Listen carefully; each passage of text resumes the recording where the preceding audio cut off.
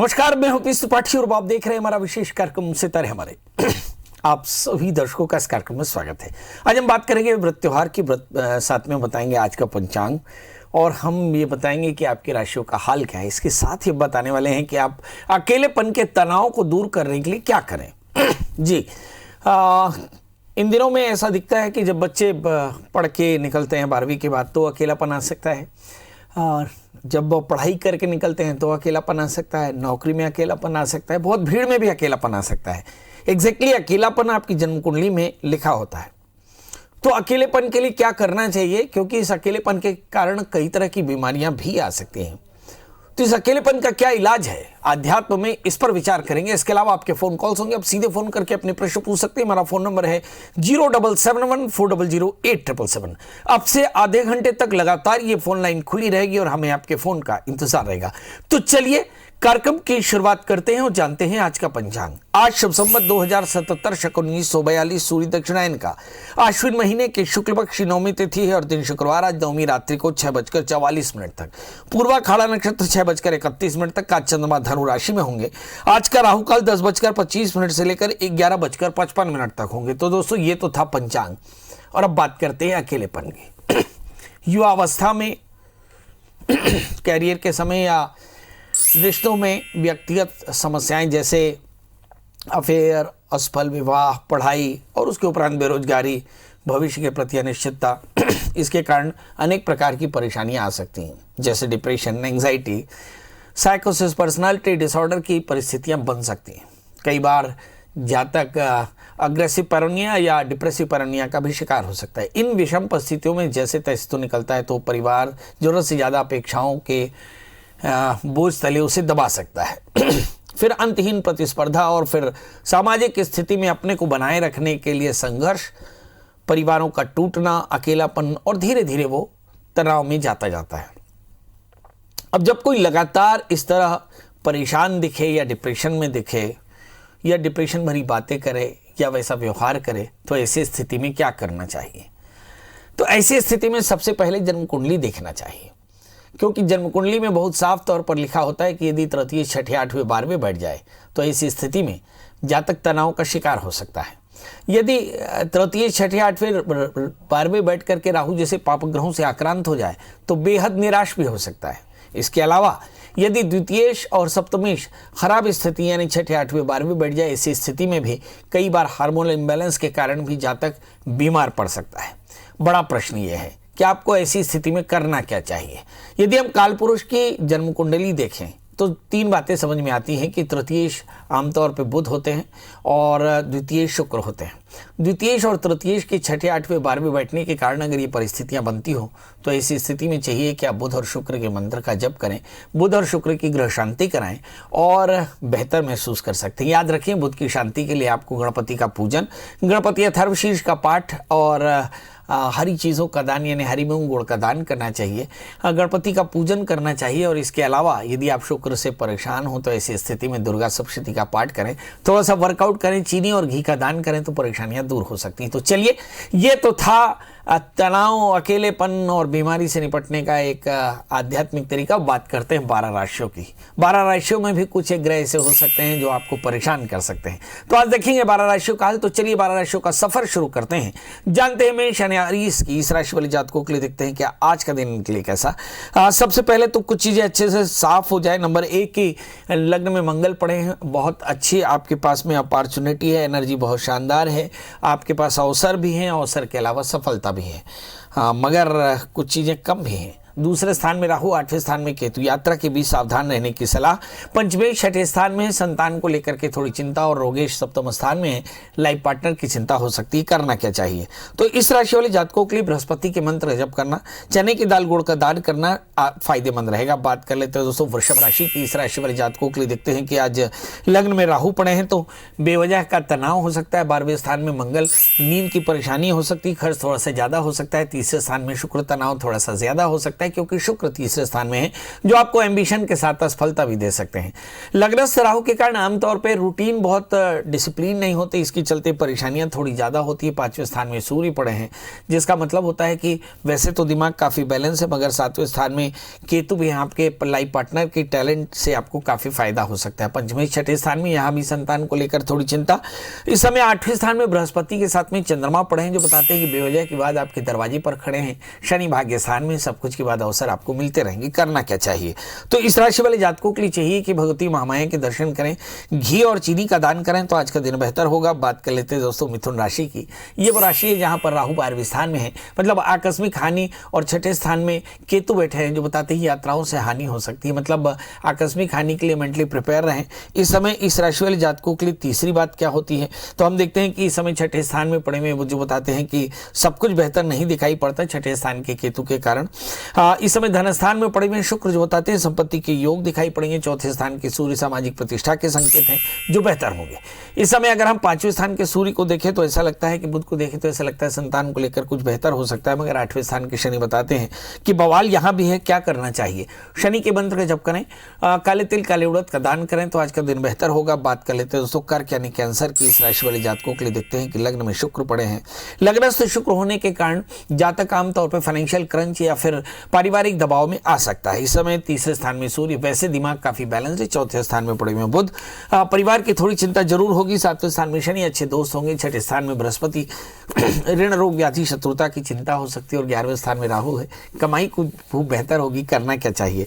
तो इस राशि वाले जातकों के लिए देखते हैं कि समय अपने वर्क प्लेस में थोड़ा सावधान रहें, अवसरों को ठीक ठीक एक्सप्लोर करें। इसके अलावा गणपति का पूजन करें, गणपति अथर्वशीर्ष का पाठ करें, तो आज का दिन बेहतर होगा। बात कर लेते हैं दोस्तों सिंह यानी लियो की। इस राशि वाले जातकों के लिए देखते हैं कि आज का दिन इनके लिए कैसा रहेगा। 12वें स्थान में शुक्र पड़े हैं, मतलब तनाव थोड़ा सा ज्यादा हो सकता है। किसी प्रकार के व्यसन से अपने आप को बचाकर चलना होगा। इस समय 6ठे स्थान में शनि है, कमर का दर्द हो सकता है। 5वें स्थान में गुरु चंद्रमा है, संतान को लेकर कुछ अच्छी खबरें मिलेंगी। 4थे स्थान में केतु, भूमि वाहन मकान के बदलने की संभावनाएं बन सकती हैं। इस राशि वाले जातकों के लिए देखते हैं कि 10वें स्थान में राहु पड़े हैं, जो बताते हैं कि वर्क प्लेस में थोड़ी सावधानी रखनी पड़ेगी। क्या करना चाहिए? तो इस राशि वाले जातकों के लिए सलाह तो एक ही कि राहु के मंत्र का जप करें, काले तिल काले उड़द का दान करें, तो आज का दिन बेहतर होगा। बात कर लेते हैं दोस्तों कन्या यानी वर्गो यानी मेरी राशि की।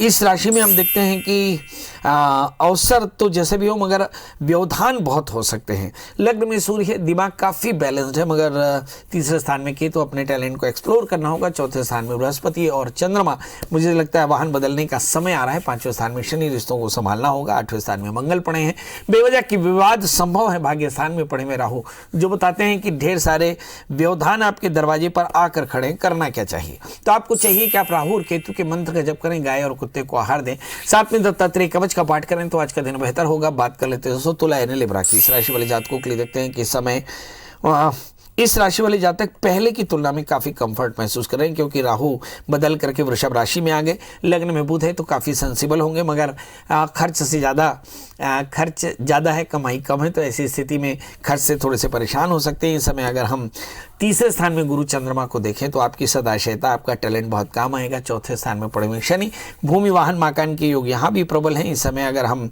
8वें स्थान के राहु को देखें तो बेवजह की विवाद यहाँ भी दिखाई पड़ते हैं। मतलब इस राशि वाले जातकों को भी चाहिए कि जल्दी से उठ करके भगवान सूर्य को अर्घ्य आदित्य हृदय स्तोत्र का पाठ करें, पंजीरी का दान करें, तो आज का दिन बेहतर होगा। बात कर लेते हैं दोस्तों वृश्चिक यानी स्कॉर्पियो की। इस राशि वाले जातकों के लिए देखते हैं कि आज की स्थिति इनके लिए कैसे। लग्न में केतु है, 7वें स्थान में राहु, तो कुछ बहुत निकट के लोग आपको धोखा दे सकते हैं। वैसे आपका टैलेंट आपके काम आएगा। धन स्थान में चंद्रमा बृहस्पति के साथ में है, जो बताते हैं संपत्ति के योग बेहतर है। तीसरे स्थान में शनि है, बेवजह की बातों से बचना होगा। एरोगेंस काफी ज्यादा है, इमोशंस भी काफी ज्यादा है, तो इमोशंस पे कंट्रोल करना होगा। इस राशि वाले जातकों के लिए देखते हैं कि 6ठे स्थान में मंगल है, एनर्जी लेवल बहुत शानदार है। इस समय अगर भाग्य स्थान में पड़े हुए शुक्र को देखें तो ऐसा लगता है ढेर सारी अपॉर्चुनिटी आपका इंतजार कर रही है। इस समय 11वें स्थान में सूर्य पड़े हैं, लाभ की स्थिति है, और 12वें स्थान में बुध है। नींद की परेशानी हो सकती है। करना क्या चाहिए? तो इस राशि वाले जातकों के लिए चाहिए कि भगवान शिव का पूजन करें, ओम नमः शिवाय इस मंत्र जप करें, खीर का दान करें, तो आज का दिन बेहतर हो सकता है। बात कर लेते हैं दोस्तों धनु राशि की। इस राशि वाले जातकों के लिए देखते हैं कि आज इनके साथ कैसा। लग्न में गुरु के साथ में चंद्रमा है, जो बताते हैं कि संघर्ष वैसे ज्यादा है, थोड़े से विवादों की संभावनाएं हो सकती हैं, क्योंकि अष्टमेश आपकी लग्न में पड़े, विवादों से थोड़ी चिंतित हो सकते हैं। धनस्थान में शनि, संपत्ति के योग बन सकते हैं। कुछ लोग अपने संतान को लेकर चिंता में होंगे, क्योंकि 5वें स्थान में मंगल। इस समय अगर हम 6ठे स्थान में राहु को देखें, ऋण रोग व्याधि शत्रुता की चिंता व्याप रही है। 12वें स्थान में केतु, बेवजह की यात्राएं बिल्कुल न करें। 11वें स्थान में बुध पड़े, लाभ की स्थिति रहेगी। 10वें स्थान में सूर्य है। वैसे वर्क प्लेस में सब कुछ बेहतर होगा, करना क्या चाहिए? तो इस राशि वाले जातकों के लिए सलाह कि ये चंद्रमा के मंत्र जब करें, खीर का दान करें तो आज का दिन बेहतर होगा। बात कर लेते हैं दोस्तों मकर यानी कैप्रिकॉर्न्स की, जिसमें लग्न में शनि, 12वें स्थान में गुरु चंद्रमा बैठे, जिसका मतलब ये होता है कि लाइफ पार्टनर की सेहत अच्छी नहीं, खर्च थोड़ा सा ज्यादा होगा। लग्न में शनि है तो मैं वैसे ही कहूंगा कि एरोगेंस और इमोशंस काफी ज्यादा है, मतलब इसमें परिवार के साथ या फिर आपके लाइफ पार्टनर के साथ या वर्क प्लेस में या सबऑर्डिनेट्स के साथ, के दोस्तों के साथ आप थोड़े से रूड हो सकते हैं। क्या करना चाहिए इस राशि वाले जातकों के लिए? दूसरी इतर बातें देखें तो इस समय खर्च थोड़ा सा ज्यादा है, खर्च पर कंट्रोल करना होगा। 4थे स्थान के मंगल है, सामाजिक प्रतिष्ठा बढ़िया होगी। 5वें स्थान में राहु, संतान को लेकर बहुत चिंतित हो सकते हैं इस समय। एग्जैक्टली 5वें स्थान के राहु के कारण संतान की चिंता और 7वें स्थान में शुक्र के कारण परिवार की चिंता यानी लाइफ पार्टनर की चिंता हो सकती है। भाग्य स्थान में पड़े हुए सूर्य जो बताते हैं कि ढेर सारे अवसर है, मगर अवसरों में काफी भागदौड़ होगी। और 10वें स्थान में पड़े हुए बुध जो बताते हैं कि इन अवसरों में कुछ में एक लाभ भी हो सकता है। करना क्या चाहिए? तो इस राशि वाले जातकों के लिए सलाह सिर्फ एक कि आज हनुमान जी का दर्शन करें, हनुमान चालीसा का पाठ करें, मसूर की दाल गुड़ का दान करें तो आज का दिन बेहतर होगा। बात कर लेते हैं कुंभ यानी एक्वेरियस की, जिसके 12वें स्थान में शनि है, मतलब सेहत का एकदम ध्यान रखना होगा। इस समय 11वें स्थान में गुरु चंद्रमा, लाभ की स्थिति बनी हुई है। इस समय 10वें स्थान में पड़े हुए केतु जो बताते हैं कि वर्क प्लेस में चीजें ठीक है। और इस समय 4थे स्थान में पड़े हुए राहु, परिवार के लोगों की थोड़ी चिंता करनी होगी। 8वें स्थान में पड़े हुए सूर्य जो बताते हैं कि लाइफ पार्टनर की सेहत का ध्यान रखें। 9वें स्थान में पड़े हुए बुध, अवसर आपके पास में होंगे। और 10वें स्थान में केतु पड़े हैं, वर्क प्लेस में काफी भागदौड़ हो सकती है। क्या करना चाहिए?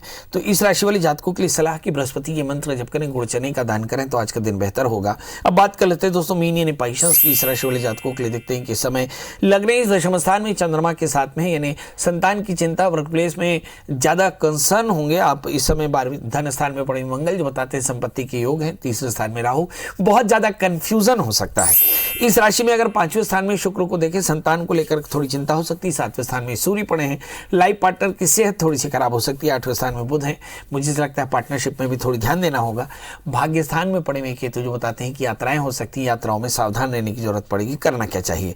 तो इस राशि वाले जातकों के लिए महामाया के दर्शन करना, दुर्गा स्तुति का पाठ करना, घी का दान करना श्रेयस्कर होगा। तो हमारे साथ वंदना जी जुड़ चुकी है। वंदना जी आपका बहुत बहुत स्वागत है, बताइए क्या जानना चाहती हैं? नमस्कार गुरुजी। नमस्कार। मेरे बेटे के बारे में पूछना था। उनकी डेट ऑफ बर्थ? 14 अक्टूबर 2005। और जन्म समय? सुबह 10:13। और जन्म स्थान? अहमदनगर, महाराष्ट्र। क्या, कौन सा नगर? अहमदनगर। हाँ, बताइए क्या जानना चाहती हैं? वो अभी 10वीं में है, तो उसके आगे का क्या, उसका कौन सी फील्ड में जाएगा और क्या कर सकता है? वो सरकारी नौकरी वगैरह लग सकती है क्या? चलिए आइए देखते हैं। आपके बच्चे का जन्म लग्न वृश्चिक है, उसकी राशि कुंभ है। बृहस्पति इस समय 11वें स्थान में है। नवंबर तक तो परिस्थितियां बेहतर होंगी, मगर नवंबर से अप्रैल तक परिस्थितियां बेहतर नहीं। लग्न में शुक्र होने के कारण बच्चे में थोड़ा सा तनाव की स्थिति हो सकती है। 5वें स्थान में राहु, एकाग्रता भी थोड़ी सी कम हो सकती है। तृतीय शनि भाग्य स्थान में बैठे हैं, मतलब तनाव थोड़ा सा ज़्यादा होगा, कहीं आलस से ज़्यादा हो सकता है। इस राशि में हम देखें कि इस समय शनि की ही अंतर्दशाएं चली, मतलब बीते 3 सालों से बहुत अच्छा प्रयास तो नहीं, मगर अब समय काफ़ी अच्छा है। साइंस लेकर इस बच्चे को पढ़ाएं, और मुझे लगता है मैथ्स जैसे सब्जेक्ट थोड़े से कमज़ोर हो सकते हैं। आगे चल करके आपका बेटा बहुत अच्छा डॉक्टर बन सकता है यदि आप थोड़ा भी प्रयास करें। यदि करियर में थोड़ा सा कन्फ्यूज़न हो तो आप DMIT डर्मेटोग्राफिक्स मल्टीपल इंटेलिजेंट टेस्ट ये करा सकते हैं। इस बच्चे को एक 4 कैरेट का मोती और 4 कैरेट का टोपाज धारण कराएं, सोमवार का व्रत करें, भगवान शिव का पूजन करें तो इस बच्चे का जीवन ठीक रहेगा। जी। जगन्नाथ जी आपका बहुत बहुत स्वागत है, बताइए क्या जानना चाहते हैं? जगन्नाथ जी मेरी आवाज मिल रही है आपको? जगन्नाथ जी आपका बहुत बहुत स्वागत है। हेलो जगन्नाथ जी, टीवी की आवाज बंद कर दीजिए ना, टेलीफोन से सुन लीजिए। नमस्ते पंडित जी। जी नमस्कार बेटा, बताएं date of birth? Date of birth बता रहा हूँ, 15 जून 2017। 15 जून 2017। और जो जन्म समय? जन्म समय 11:20। सुबेरे शाम? शाम को यानी दिन में। जी, जन्म स्थान? रायपुर। जी, प्रभु जानना क्या है? सर उसका यानी अभी प्रॉब्लम है बहुत दिन से, 1 महीने से करीब हॉस्पिटल में है। एक बार बच्चे की डेट ऑफ बर्थ फिर बता दें। 15 जून 2017। अच्छा, किस तरह की परेशानी इस बच्चे को है अभी? इस बच्चे को किस तरह की परेशानी है? वो अभी लॉकडाउन में बिहार गए थे, उसके बाद से 1 महीने से हॉस्पिटल में है। वो कब तक ठीक होगी? एक बार फिर से बोले, जोर से बोलिए, जोर से बोलिए। 1 महीने पहले सर लॉकडाउन में बाहर गई थी वो, है ना, और तब से उसका तबीयत खराब है। चलिए, इस बच्चे का जन्मलग्न सिंह है, इनकी जो राशि है वो है कुंभ। इस समय बृहस्पति तो वैसे ठीक स्थिति में 11वें स्थान में, पर लग्नस्थ राहु के कारण आमतौर पर एलर्जी की परेशानी हो सकती है। इस बच्चे की जो ग्रहों की स्थितियां अगर उसे देखें तो समझ में आ जाएगा। यस, राहु की महादशा में राहु का अंतर चल रहा है और ये स्थिति लगातार 13 अक्टूबर 2021 तक चलने वाली है। मतलब करना क्या चाहिए इस राशि वाले जातकों के लिए या इस जातक के लिए? आपको रुद्राभिषेक रोज कराना चाहिए। लगातार आप 1 महीने तक रुद्राभिषेक करें, बच्चा स्वस्थ होगा। पर याद रखें, बच्चे की राहु की अंतर्दशाएं लगातार अक्टूबर 2021 तक चलेंगी। और चूंकि लग्न में राहु पड़े हैं, इसलिए राहु ददाति रोगम, रोग की प्रवृत्ति बहुत ज़्यादा हो सकती है और राहु के कारण आमतौर पे इन्फेक्शन की परेशानियां थोड़ी होंगी। एब्डोमिनल इन्फेक्शन या फिर नसल इन्फेक्शन हो सकते हैं। मतलब किसी अच्छे डॉक्टर की सलाह में लगातार रहना होगा। इस बच्चे को थोड़ा सा हल्दी, कच्ची हल्दी पीस करके एक काबुली चने के बराबर रोज खिलाएं और ऐसा 7 दिन तक करें तो काफ़ी हद तक इसे सुकून मिलेगा। याद रखें कि ये जो कच्ची हल्दी है, खड़ी हल्दी नहीं, कच्ची हल्दी जब आप घिस के खिलाएं तो ये शहद में ही खिलाएं। शहद में थोड़ा सा एडहेसिव होता है, इसलिए धीरे धीरे शहद जो है वो इंटेस्टाइन में जाता है। तो कोशिश करें इस हल्दी का सेवन कराएं, भगवान शिव का अभिषेक करें और इस बच्चे को एक 8 कैरेट का इटालियन मूंगा, 4 कैरेट का टोपाज पहनाएं, फायदा होगा जी। हमारे साथ अगली कॉलर है गीता। सीता जी, आपका बहुत बहुत स्वागत है। बताइए क्या जानना चाहते हैं? नमस्कार पंडित जी। जी नमस्कार जी, मैं अपने नाती के लिए पूछना चाहती हूँ पंडित जी। उसकी डेट ऑफ बर्थ है 5 सितंबर 1998। समय बता दें। 8:20 रात का है, बुलंदशहर। जी बताइए क्या जानना चाहती हैं? एक तो ये बीमार रहता है, कभी कुछ, पढ़ाई भी पूरी नहीं हुई है पंडित जी, और ये कुछ अपने जीवन यापन के लिए कुछ कर पाएगा क्या? नौकरी? चलिए आइए देखते हैं इस बच्चे में बीमारी क्यों रहती है और ये अपने जीवन यापन के लिए क्या कुछ कर पाएगा और क्यों इस तरह की परेशानियां होती हैं। चलिए आइए देखते हैं। इस बच्चे का जन्मलग्न मीन है और इसकी जो राशि है वो है कुंभ।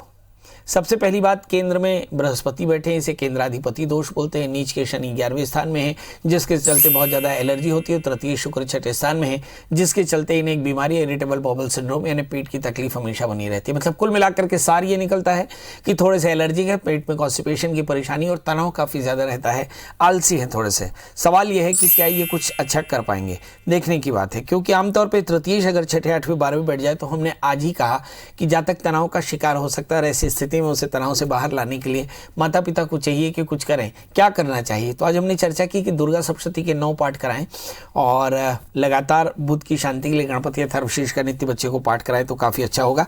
जहाँ तक सवाल इस बच्चे के जीवन का है तो मुझे लगता है अब से लेकर 3 साल इसके लिए बड़े महत्वपूर्ण हैं। बीते 3 सालों में तो काफ़ी ज़्यादा परेशान रहे, मगर अब आने वाला 3 साल इनके लिए बहुत अच्छा है। इन्हें एक 4 कैरेट का टोपाज, एक 4 कैरेट का मोती धारण कराएं। ये 4 कैरेट का टोपाज और 8 कैरेट का इटालियन मूंगा, दोनों में से कोई एक योग पढ़ें। मूंगा इनके लिए काफ़ी फायदेमंद रहेगा और माता पिता मंगल का व्रत करें, नमक तेल का त्याग करें तो परेशानियां कम होंगी। चलिए, तो अब आपसे विदा लेने का समय। जाते जाते वही एक बात कि आप अपना ध्यान रखें, अपने अपनों का ध्यान रखें। कोरोना फैल रहा है, इस समय जितना आप आइसोलेटेड रहेंगे, जितना कम लोगों से मिलेंगे, उतना देश के लिए अच्छा होगा, आपके लिए अच्छा होगा, आपके परिवार के लिए अच्छा होगा। तो दोस्तों डरे नहीं, लगातार संघर्ष करते रहें।